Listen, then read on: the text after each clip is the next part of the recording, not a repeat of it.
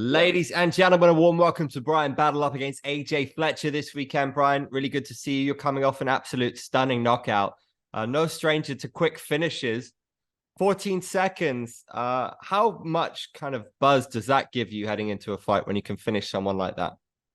Um, it's something that really gets the fans excited. You know what I'm saying? It's something we're in the moment. It's really, really awesome, but we still got a lot of work to do. You know what I'm saying? I still got a lot of things I want to do in this sport. So, I'm not gonna get too caught up on any performances that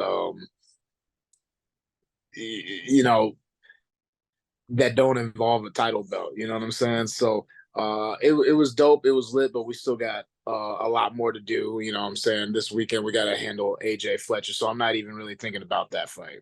But those kind of finishes are the kind of finishes that get fans excited, or someone with the ability to just put people away early doors. Is that what fans can expect from you in the UFC?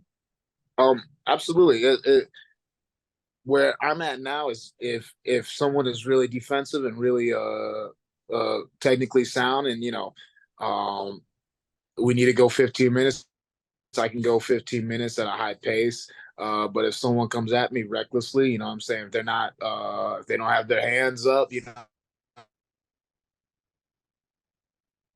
what I'm saying, they have big holes in their defense. If you're gonna come fight me, you gotta come correct from the first bell to the last bell. You know what I mean? AJ Fletcher, he's a tough dude. He managed to get him back in the win column last time out. What do you make of him?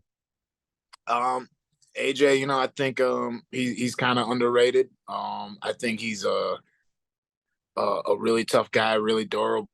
He's never been finished in his entire pro career. Really fast, really explosive. A lot of people look at the fact that he's a little bit smaller, has a little bit shorter reach, but he's shown the ability to make up for that height difference and reach difference with his athleticism and explosive ability. Um, he's got a really good double leg. He's got really solid top game. So, he presents a lot of challenges that I'm looking forward to providing some answers for. You know what I'm saying? Hopefully I get to answer some questions that a lot of people have, and, do it in the most exciting fashion possible. A big win here. Does that get you in the top 15? Definitely. I think a big win here, especially if I get the finish, that puts me at 5-1 with 4 finishes in the UFC. You know, um, Former tough champ. You know what I'm saying? And I'm not too pressed on it, but I think everyone, if you look at the top 15 and you look at me, you know what I'm saying, I think you can easily see me knocking some of those dudes off. How do you feel about the top of the division? I feel like the top 10 has been pretty inactive for the last 6 months. Do you think there's like a blockage at welterweight right now? Like, what's going on in the top 10?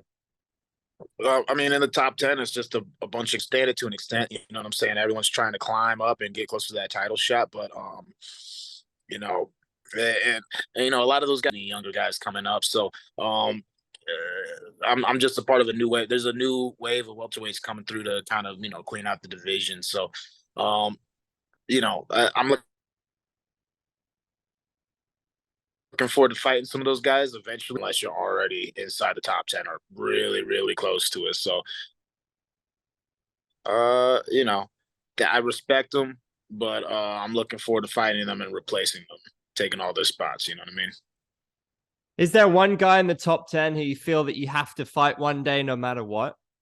Right now, I mean, there's a couple of guys, and once again, no one in particular, because I'm aiming for the top. So anybody who's aiming for the top, we're gonna have to fight each other eventually. But I'd love to fight JDM, Ian Gay for a minute, Shavkat, someone who and so really, really any one of these young guys coming up that people think can be a future champion, I would love to take that shine off their name.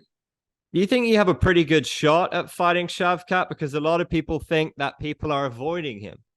All I'll say right now is if they give me 8 weeks to prepare for anybody in the top 10, I feel like I have a good shot against.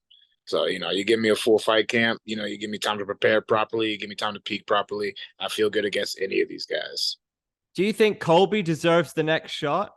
Yeah, sure. I mean, like, deserve is a funny word, you know what I mean? But that's the fight they're making. He's high enough in the rankings. The only person he's lost to is Kamar. Like, the merit is there. I mean, it might not be there recently. His activity level hasn't been very high as of late, but I mean, I'm not gonna sit here and argue with the fact that he's getting a title shot. You know what I mean? The most talented guy, the best guy, isn't always the guy holding the belt. But do you think Leon Edwards is the best in the division right now? Fight against Kamaru, it's hard to like, say you take his fight against, like, Nate Diaz. You know what I'm saying? There's not a whole lot that pops out, but his effect, his ability to put it all together against the best fighters in the world. You know what I'm saying? And to shut down someone like Kamaru Usman, we've never seen something like that. So, I don't know who has the ability to say that he's not the best in the world right now. You know what I'm saying? What are you expecting from yourself at the weekend? Are you expecting another highlight reel finish? I always expect to finish. You know what I'm saying? What's great about this, like I said, when you have a full fight camp and you have the opportunity to prepare the way you're supposed to prepare going into these fights, there's just a lot of avenues to success that I see in this fight. You know what I'm saying? There's a lot of finishes I see in this fight. And so, no matter where the fight goes, no matter how things shake out, I see myself being able to